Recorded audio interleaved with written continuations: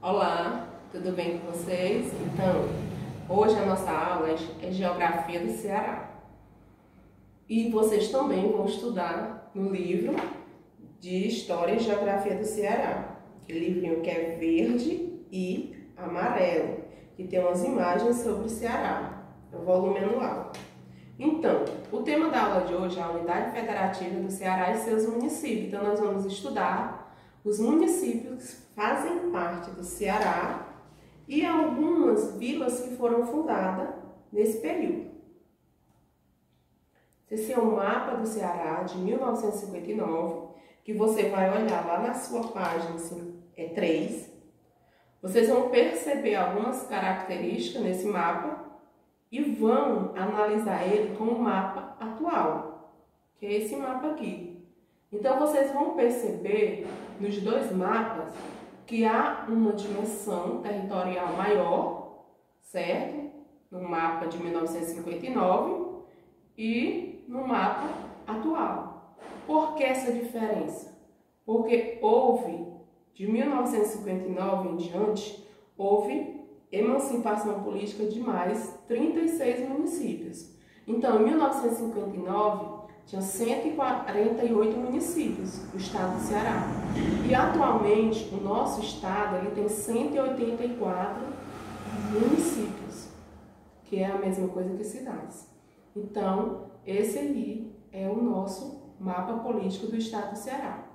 Então, o mapa político do estado do Ceará, vocês estão vendo que é banhado pelo Oceano Atlântico.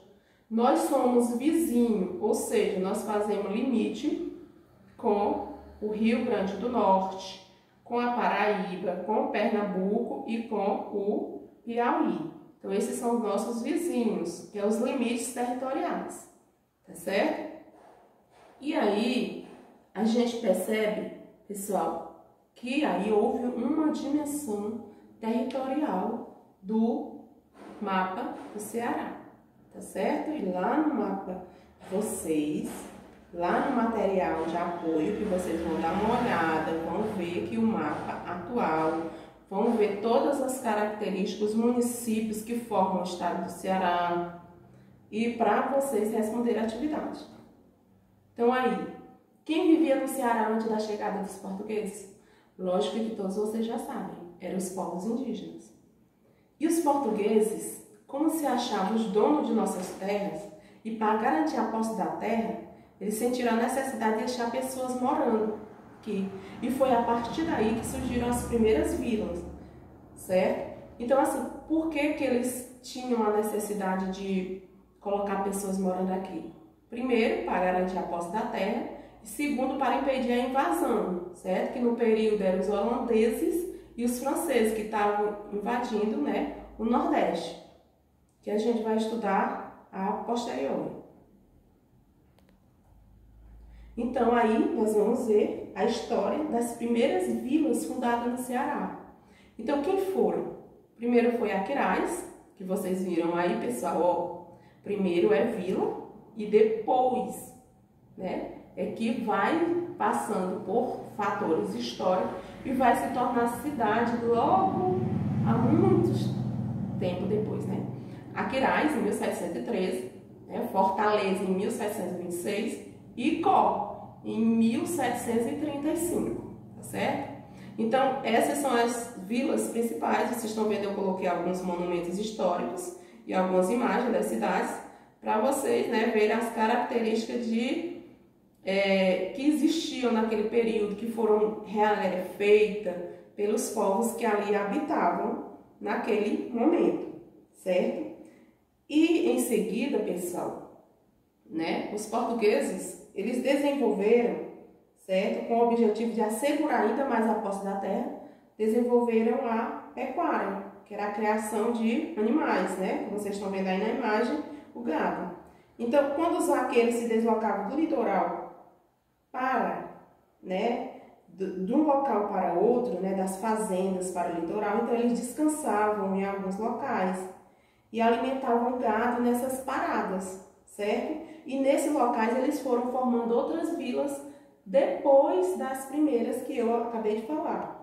Então, quais foram as vilas? Lá no livrinho de vocês, na página 4, vai ter lá Quixadá em 1838, Russas em 1859 e Arneiroz em 1864. Então foram várias outras vilas que foram formadas a partir do povoamento e da posse da terra dos portugueses, tá certo? E em seguida, pessoal, e foram, né, as cidades, né, as vilas foram se transformando. E aí a gente vai ver Alto Santo em 1957, que foi elevada à categoria de cidade e sede do município, e foi separada de Limoeiro do Norte, tem lá no livrinho de vocês na página 5, e a Montada, certo? Que foi separada de Itapipoca. Então a Montada, que é a nossa vizinha de Itarema, ela foi separada de Itapipoca, ela pertencia ao município de Itapipoca. Assim como Itarema, né, que pertencia ao município de Acaraú, a Montada pertencia a Itapipoca.